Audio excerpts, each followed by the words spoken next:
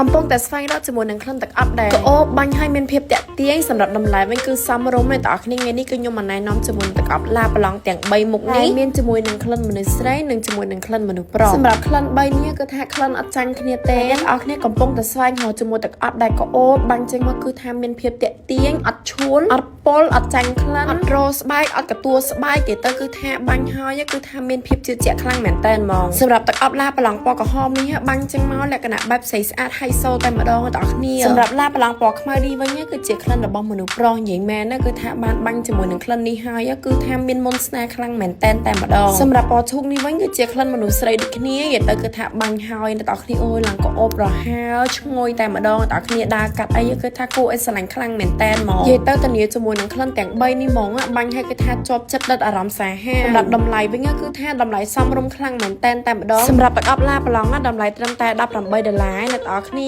សាកបដូរមកប្រើជាមួយនឹងទឹកអប់ឡាប្រឡងទាំង3មុខនេះអ្នកគ្នាគឺធានាថាបាញ់ហើយគឺថាឈ្ងុយហើយមានភាពតាក់ទាញតែម្ដង